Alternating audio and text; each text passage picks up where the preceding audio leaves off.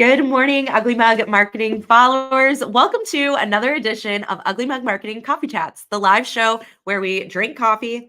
Today, I am drinking tea though, and talk about leadership, marketing, business, everything in between. My name is Hannah Balliet, and I am the Director of Communications here at Ugly Mug.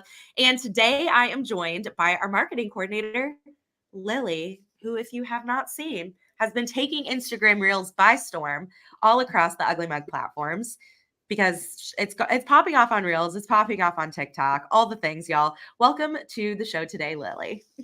Hi, thank you. Happy to be here. I do have my coffee today. I know last time we talked on Coffee Chats, I talked about Tampa and Grind across the street, but they're actually under renovation this week. They are remodeling their small side, so they're not available. And Starbucks has pistachio flavor starting in January, and it's almost gone. And it's the best flavor ever. So if you have not tried the pistachio flavor, top notch for sure. Yum. Okay, love that.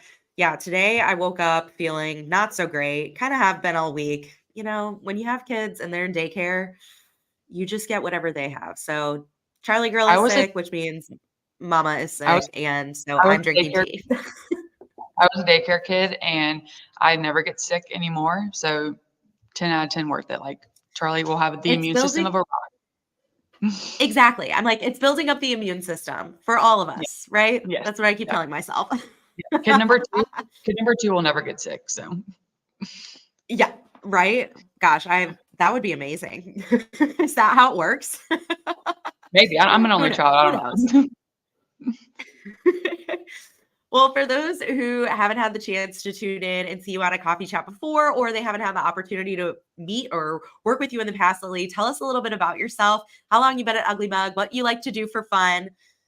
We can talk about Mr. Flash too, because he's Everyone, we talked he's about him a last cute time. So he's a cutie. very happy to Yeah. talk about Mr. Flash. Like Hannah said, I'm a marketing coordinator here. I have been here for 1 year and almost 3 months. But who's counting, I am also a coach at my alma mater, Alexandria Senior High. I coach powerlifting, which is where I spent all of my high school days doing powerlifting. And I actually got a call this morning that I was nominated for the Louisiana High School Hall of Fame. So we'll find out more about that at state in 2 weeks, whether or not Yay! put me into the Hall of Fame. So we'll find out then, and maybe next coffee chat, I'll have an update for you guys. So that's exciting. So I coach and I Very judge cool. for Louisiana High School State powerlifting. And my other hobby is shopping and being a dog mom to Mr. Flash and a cat mom. But Mr. Flash actually had emergency surgery on Monday because he decided he wanted to get his nails done. So he just kind of did it himself and like ripped it out in a hole on the staircase.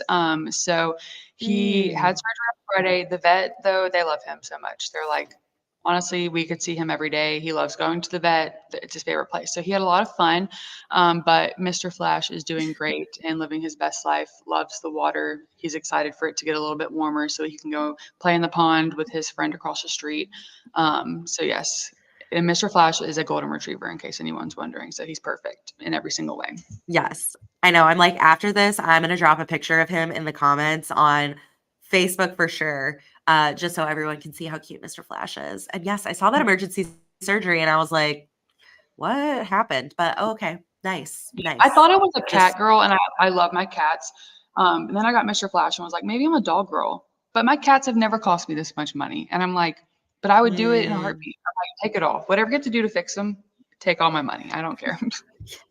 right. Right. Put it on the credit card. We'll figure it out later. It's fine. Yeah, care of it, 10 out of 10 recommend. If you don't have it, highly recommend if you have kids or animals. Oh gosh. All right, y'all. Well, we've covered Mr. Flash now and all the things. Lily, which congratulations. That is so freaking cool. Thank you. Your fame is rising by the second We can as the put that on. minutes pass. We can put that on the Ugly Mug Instagram and see how many views that reel will get, just to test the theory. Yeah. Yeah. I because here's part of my theory, y'all. If you're on our email list, I sent out an email about this reel, which is kind of why we're having this entire conversation today, even. But I sent out an email about this reel that we posted a few weeks ago of Lily talking about QR codes and how it's just skyrocketed. And Mhm. we're trying to figure out what is it. There are definitely some key components that we know that help make reels successful, make TikTok successful.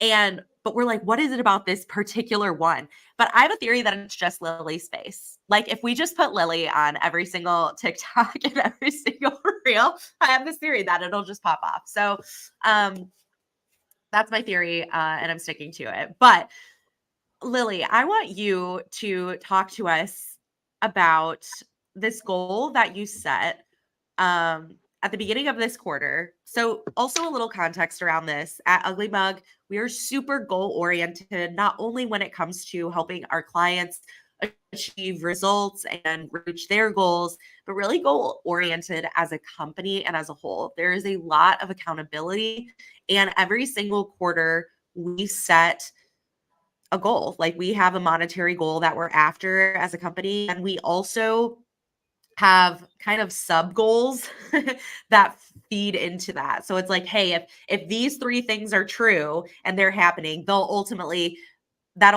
mean that we're achieving, our big monetary goal. And so one of Lily's goals was around TikTok and growing our Ugly Mug marketing TikTok account.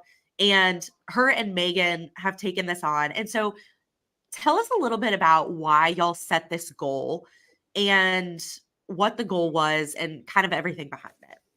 Sure.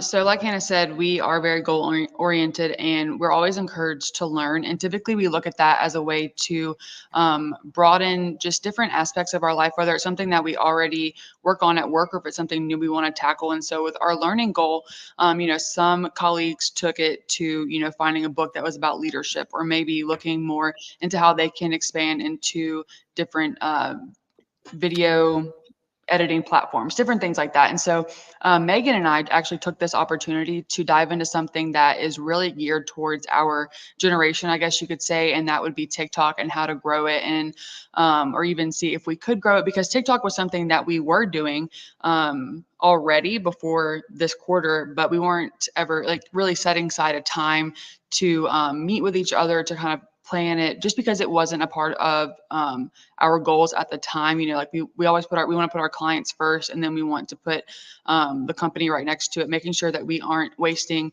our clients' times or other time for work that we're supposed to be doing for Ugly Mug over TikTok just because it's something, we want to dabble in. So we took this as an opportunity Yeah. to dive into that while also, trying to achieve something for Ugly Mug. And so one thing that we wanted to do with the TikTok was just see if we could figure out the algorithm, see if we could figure out, how do people go viral? What does it mean to go viral? What Yeah. even is considered viral? Does that really matter? Does going viral in one Yeah. video actually get you the results that you're needing, or is it just like it happened once and it'll never happen again. So we definitely learned a lot throughout this goal and not to give any spoilers or anything, but I don't think, well, the goal is to reach 5,000 followers by the end of March. And I don't want to spoil it for anyone, but I don't really think we're going to achieve that this quarter, which is perfectly fine. And I know we're going to talk about this a little bit later. We are definitely not upset by the fact that we haven't reached it because we did set a goal that we knew was going to be something that we had to work for. And if anything, setting that really high expectation made us work even harder because we definitely could have said, reach 500 followers, just getting off the ground, started this TikTok brand new, let's just go for 500. I think we would not have worked nearly as hard if that was just what our goal was. So we Yeah. definitely gave ourselves a goal it was a stretch goal for sure. And at the end of the quarter, if we don't get 4,700, however many more followers between now and March 31st, that's fine. But it definitely gave us the will to like want to work hard for it. Yeah. And I love that you talk about setting that stretch goal and really pushing yourself because it's so true. When we set a goal that feels really safe and feels super attainable, we kind of put it off. Like, oh, I don't really need to do X, Y, and Z right now because I'll have time to do it later, or it won't be that hard to achieve. And so I can actually do it in 6 weeks instead of spending the next 12 weeks, over the course of the quarter to accomplish it. Mhm. And y'all have really done a ton of research and tried to learn as you're going along with it, hey, what are the trends right now? And what are some of those key components of a really great TikTok and TikTok strategy, whether that's posting multiple times a day or, which we'll get into in just a second. But uh, before we get there, I do want to touch on what were your expectations with setting this goal? I know you said, hey, we didn't expect to really fully get to 5,000, but what did you think that this process would be like going into it? I 1000% knew that it was not going to be easy. Like I did not go into this thinking like, oh, we just like need to go viral one time and, the views will just or the likes and follows will just come, come to us. That is 100% not what I expected. It's not what happened. It's really not whatever happens. And one thing that I want to Yeah. emphasize, and we'll talk about this later for sure, on businesses that think TikTok is a route for them, likes and views does not equal follows. That does not mean that people are going to stick around. That does not Mm, mean that people are going to care about any other content that you could possibly have just because this one video popped off. And so going into it, I definitely knew that it was a stretch goal, and I was perfectly fine with that because moving forward, if anything, I've learned so much over this process. Again, views and likes does not equal followers. And one of our most popular or our most popular video is the one from Stale Cracker where I just simply made 2 videos of content from our birthday party we had with him. And, I reached out to him and that was a tactic that I used going into it was having him repost the video. And I mean, one of the videos, which was something that I made so quick and it was the one of him and like Stale Cracker Jr. is what I call him, with like yeah. a really cute song in the background. I mean, that one got 56.8 thousand views on it. And then the Yeah. one that we posted originally got 19.1 thousand views. And those views are fantastic. And they did get us, I will say, the majority, I think, of our following. We're currently at 213 followers, which, if you look at our goal work, you know that we were in the 20s for the latter, like the big half of this quarter. And so I will say that, Yeah. using that tactic to get him to repost the videos did get us, 56.8 thousand views. But we don't have 56.8 thousand followers. And so I think that's a really important thing to realize is that those views don't always translate into followers because people who are seeing that video of Stale Cracker, it's because they love Stale Cracker. It's because they follow him and they genuinely like saw that he reposted it, loved him, they're commenting on it, this, that, and the other. But nothing else on our page resonates with them. So why would they follow us? It's not like we're posting Stale Cracker Totally. content 7. We are not Stale Cracker. We are not running his social media. We do not post about him all the time. So we probably aren't what they're looking for. And in the same way, they are not our target audience. They are not who we are looking to grasp with TikTok or with, the company as a whole. And that's perfectly fine. But the fact that we did have other content on our page and the fact that people were seeing this Stale Cracker video and then clicking onto our page just to see what we're about. Like, why is Ugly Mug Marketing? First of all, what is the name? What is going on here? Why are they posting Stale Cracker? Let me go look at their page. So Yeah. now from this video to our page, and although we're not, who they want to follow on Insta or on TikTok, that's perfectly fine. However, it is getting our page in front of other people. And so that maybe it is going to reach people that do want, our services or do want to know more about us and learn more about what we're doing. That's perfectly fine. But something, again, I've said it a million times, is likes do not equal follows because not everyone that Yeah. likes your video likes whatever else you're posting. And that's perfectly fine. Yes. And I think you having that mindset and that understanding going into it really helped you have realistic expectations too going into all of this. Sometimes I think this idea of going viral, it seems so accessible for so many people because every other day it feels like some videos going viral of some cat or some dog or some person or some business or some act of random kindness or whatever it may be. It seems like it's so easy to do, but the reality, like what you're saying, is it's actually a rather difficult thing to do. And there is some intentionality behind or some reasons when it comes to the algorithm as to why those particular things pop off or go viral. And Right. I think oftentimes business owners, when they come to us, or if we've been working with someone for a while and they're like, we need to get on TikTok. Everybody is on TikTok. I'm like, wait a second. Okay. maybe first of all, let's determine if your target audience is even spending their time on TikTok, right? Like your people may not be on there. So let's first like dive into that, right? But then second of all, if we do need to be on TikTok, you need to understand the level of work and the amount of content that has to be posted and the quality of the content that needs to be posted and how much I'm going to need footage of you or of your team or like it takes a lot of coordination, a lot of effort, and you do have to have I will say you do have to have an eye or a vision for the editing and all of that too, depending on the length of the TikTok. And all of those things really come into play when it comes to going viral or really just having mild success on TikTok, right? So tell us more about some of the tactics or strategies. I know you really just dove into, hey, utilizing someone who already has that following that we were already partnering with and having he came to our Ugly Mug Marketing birthday party. And so asking him to reshare that collaboration piece of things or partnership posts, those can be Mhm. really key. And that's a great tactic if you have the opportunity to implement that to grow your TikTok account. But what are some other tactics or strategies or methods that y'all have used, even if they didn't work necessarily, or if they did work, but that have helped grow the account? Yeah. Just to touch back on what you said a while ago is, maybe you're like, we need to be on TikTok because everybody else is on TikTok. But you also, another thing you have to look at is your target audience. Not only are they on TikTok, but is if your target audience is local and everyone local is Mm, on TikTok, that's great.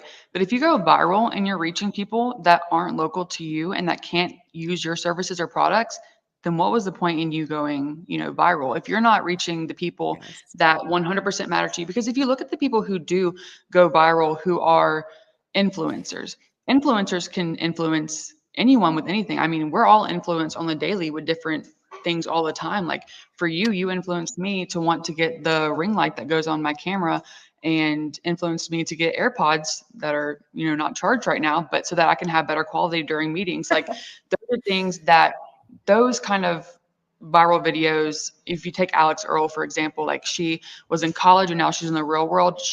Her target audience is literally anyone that is anybody because she's not just restrained to just marketing services or products. She's not restrained to like just like being a bakery where you're just selling things locally to people, like baked goods. Like not everyone is your target audience. Like whereas for her going viral, her target audience is everybody. Anything that someone wants to hire her to promote, she can promote it because she's not stuck to one specific product or Mm. service. So that's Yeah. another thing So too. defining that difference between influencer who's trying to like monetize on Right. TikTok and can sell and promote anything versus me as a business who has a brick and mortar store and doesn't ship or yeah. Another thing, yeah, so like TikTok Shop. If you can utilize TikTok Shop, that is amazing too. So like Mama B's Candies, who we're building a website for, they utilize TikTok Shop and she's very successful on there. Whereas, if TikTok Shop wasn't a thing and she wasn't able to ship her candy and everything in a way that it wouldn't melt before it gets to someone else, then TikTok wouldn't be for her.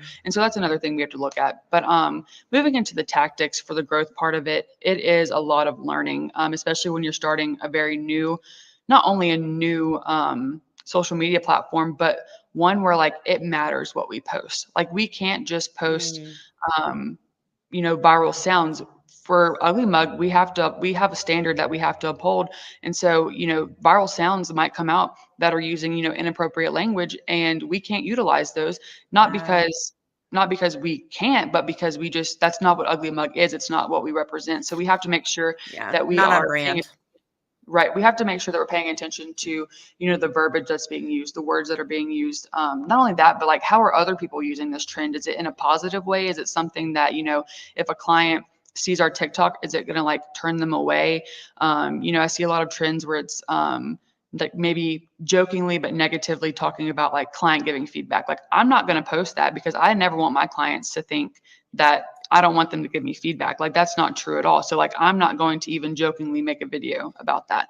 And Yeah. so along with utilizing those trending sounds, it's how quickly you use those trending sounds as well, because a sound can be trending for weeks upon weeks upon weeks, but eventually those videos that you're seeing were posted at the very beginning of that trending sound, that no new videos are really being seen with that sound anymore. So you really have to like, what we've learned is you really have to like hit it hard when the sound first goes viral. And then another thing that Wayne really brought up to us, he was like, yes, like I think the TikTok goal is great, XYZ, but how are you using TikTok to where it's going to make people want to work with Ugly Mug, or make people want to, like in, talk to us and see what you guys are about? And I'm like, that's a really good question that you have, because we can go viral by posting day in the lives. We can go viral by posting skincare routines, but like that's not Ugly Mug. That's not who we are, or like what we're trying to sell to, or like what we're trying to like give to people. So just making sure that if we are posting a trending sound that does require like uh, captions and things on it, we're not making it relevant to who we are and what we do, just in hopes that it'll go viral. And like that's not the purpose, because if we do go viral, we want it to be for something that we stand for and something that we offer. So, and although like we maybe haven't gone viral at this point other than our stale cracker videos, like I am seeing a really positive trend in our numbers growing, especially like our like to view ratio recently has been really good. So I think that we are on the right track, just like staying true to ourselves and using those trending sounds that as soon as they come out, me and Megan are getting together, we're figuring out how to utilize those. We're looking at different times of posting right now. Posting at lunchtime seems to be really beneficial for us, which makes sense because people who are on TikTok maybe, and especially our target audience, they're working all day. Like our target audience has jobs. Yeah. So it's not abnormal that our target audience is watching during lunchtime or watching really early in the morning or really late in the afternoon. So posting at 10 a.m. might not be the best for us. And we've definitely learned that within the last week, that lunchtime seems to be a really good time for us. So just doing that A/B testing, seeing what works, seeing what doesn't work, maybe posting the same video twice, but one, with hashtags, one without, using SEO on the video itself, which means, putting captions on there so that TikTok will, read those words and like put it out where it needs to go. Just kind of testing those different things, which all Yeah. comes with making sure that we are every week learning something new about TikTok, because like every social media, it's forever changing and forever growing. Yeah. I loved your first point about, yes, these sounds are trending or they're going viral and they're popular and you may want to use them, but you also can't just jump on the bandwagon for the sake of jumping on the bandwagon. You have to identify quickly, move quickly is what it sounds like based on everything that you're saying too. But you have to quickly be able to identify, is this on brand for me and for my audience? And also, how are my followers and our current clients and people who are coming to view Ugly Mug, what are they going to perceive about our brand and our company? Is it in alignment? Is what they're seeing on TikTok in alignment with what they're seeing on Facebook, with what they're seeing on Instagram, with what they're seeing on our website? There is a certain level of professionalism that you want to maintain while still being playful and allowing for our personalities and things like that to come through too. I think that's really important. We're not a company where we're very like stonewall and like proper by any means, but there certainly is a level of professionalism, right? And we want to maintain that. So I love that you bring up that point, because sometimes you do see brands accidentally, and I will say accidentally because they didn't intentionally try to go out and upset, someone, or they didn't intentionally try to be off brand by any means, but they were just jumping on the bandwagon with the trend or with the sound, and it wasn't necessarily in alignment with who they are as a company. And so, yeah, that could be really tough, and that's an excellent point. I also loved what you said about posting times as well, because I think that's true across all platforms, right? We have to think about, who are we trying to reach and when are they actually spending time on social? So, you know, everyone's always like, when's the best time? For me, a question I get a lot. It's not usually about TikTok, it's usually about Facebook. Like, when's the best time to post on Facebook or whatever? And I'm like, okay, well, go and look at, the stats, or get into the mindset of the people that you are truly trying to reach. Are they on Facebook at 8 a.m. or are they a mom who's in the carpool line who's might mindlessly be scrolling, at 3 o'clock in the afternoon, Central Time. You Right. know, like what time zone are they in? Like all of those different components that is so key and vital to Right. success in any Yeah. platform, but certainly when you're trying to get a new account started and grow that account and everything as well. I also know that y'all tried to, you talked a little bit about A/B testing and posting the same video, but is it true? I feel like I remember y'all also trying to post like two separate videos twice a day or two different Mhm. videos. Like, did that have any sort of impact on the growth and following as well? Yeah, I will say for sure, definitely, this past week, Megan came back from lunch and she's like, because we also have noticed that typically videos posted from my phone, tend to do better, and we're not sure if that has anything to do with, just got lucky or maybe because I have a better phone than she does, like, that doesn't not I'm just saying, like, different phone types, maybe that Yeah. matters, or, like, what is it? And then the other day, she comes back in from lunch, and she's like, "My video is doing so good," and it came from her phone, it was just of her, and we both came to the conclusion, we're like, "Oh, it's lunchtime, like, I wonder if that has anything to do with it," and so, at that same time, I posted a video as well, and they both did really well, and, I mean, they might have only gotten, like, maybe 2,000 likes or 2,000 views, but the likes were both over 100, which I feel like that's a really good ratio considering our past videos that we've posted. Absolutely. And so we're like, okay, we think this is working. And so far, that's something we've been testing and that we have seen, substantial growth in it as well. I mean, we have we have a client that actually is one of our biggest TikTok fans. And when she comments on our videos, it's typically at lunchtime. It's not, while she's at her nine Mhm. to five job, which respectably so, she shouldn't be on TikTok while at work. Yeah. And so imagine if she wasn't a client, but she works for a company that could be a prospective client. She is seeing our content exactly when we're posting it. And so if she wasn't a client already, this is definitely a good indicator that, she might want to be, one day, especially because it's a local company. And so we kind of know that whenever she's seeing our things or other people that are like her are seeing our content at lunchtime or later in the afternoon, like we know that we're doing something right because we're not only reaching our target audience, but we are getting like more views and more likes during those times too. So we're not wasting the content that we've already made. Yeah. Yeah, for sure. Gosh, so much goodness in today's conversation already where I'm like, holy cow, we're already nearly 27 minutes in, y'all. Lots of great stuff and just helpful insights. And I think it's truly helpful for someone to see this because they might be thinking that they need to be on TikTok. And it may be true.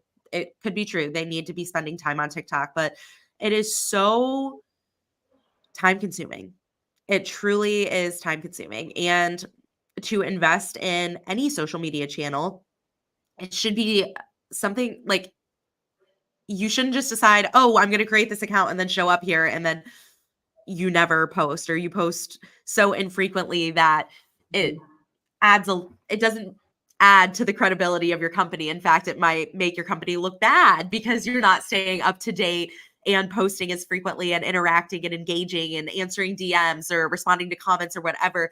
And so we never want someone to be in that situation. So if you right now are considering adding TikTok to your lineup of platforms or places that you're showing up on social media, first do your research, I would say go and look at all of the data that is available to us that tells us about the demographics within the United States, or if you were a global company across the world. Look at the metrics. Like the majority, the bulk of people that are on TikTok are between the ages of 18 and 35.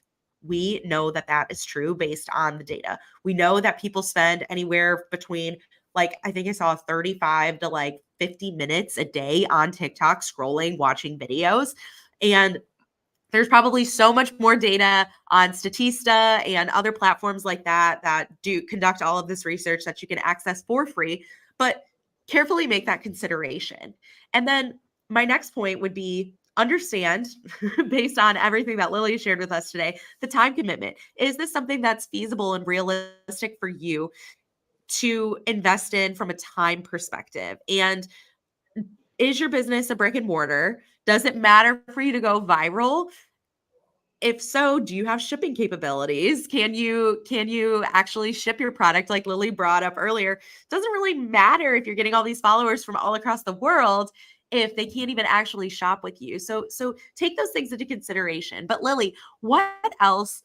What would you say to someone who is said, yes, I want to get on TikTok. Yep, Hannah, that my target audience is hanging out here. Yes, there's some aspect of I could ship or I could go viral or I could just speak to, the population within my region or my area. But what would you tell them that they